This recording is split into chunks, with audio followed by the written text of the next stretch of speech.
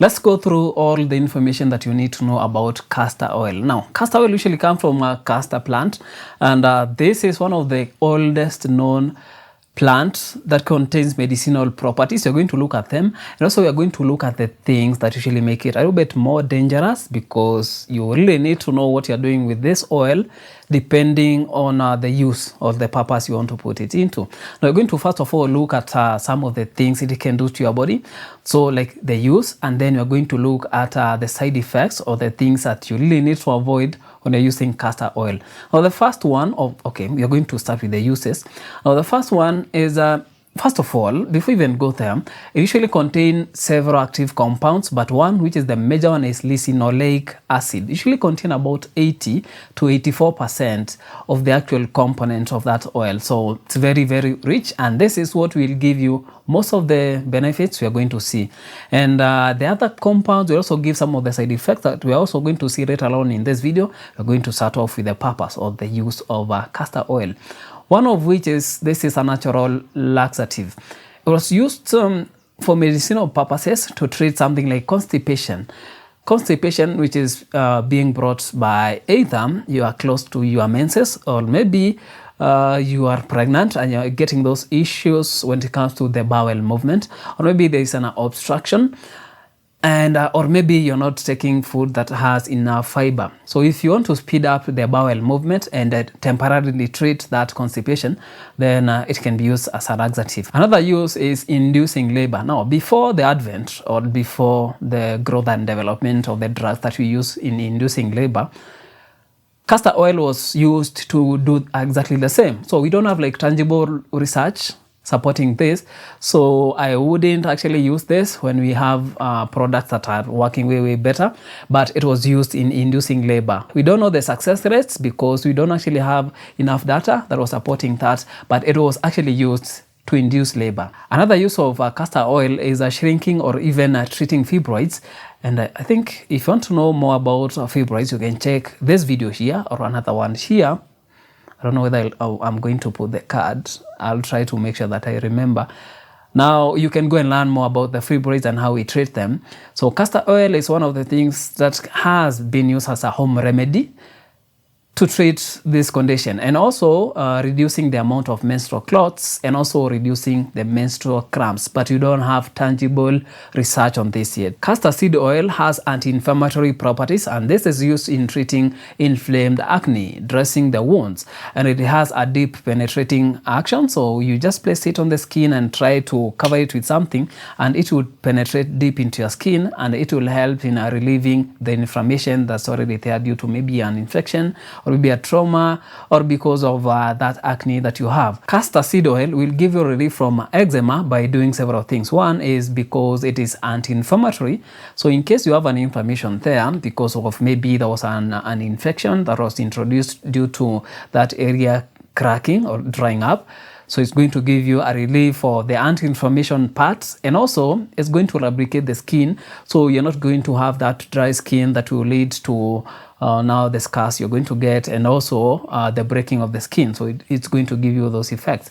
Also, it helps in the dry scalp that usually give you dandruffs, and if the dry scalp is coming from psoriasis, it will also give you the relief because of the moisturizing effect. Also, castor seed oil will give you a good health when it comes to your hair and the growth, because it lubricates your hair. And that hair will become flexible and not easily breakable. So it's going to give you, and by the usually give you a long-lasting effect. So it's going to give you a very good hair health. Now let's go to the side effects and some of the negative effects of castor seed oil. Now, one of which is ricin, which is a composition of this oil, and this is poisonous and it's toxic.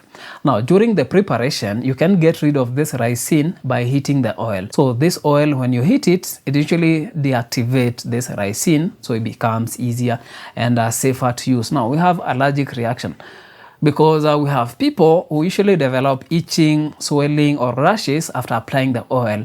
So one thing that you need to do is, before you use it, test it on a small patch of your skin and see the reaction that you're going to get from it. If you're not going to get that, then you can go ahead and use it. Now, we have gastrointestinal discomfort, and this comes from the laxative effects that we mentioned. After taking it, if you have something like nausea, abdominal cramping, you have vomiting and bloating. Bloating is getting that a lot of air, the gas in your stomach, and also dizziness.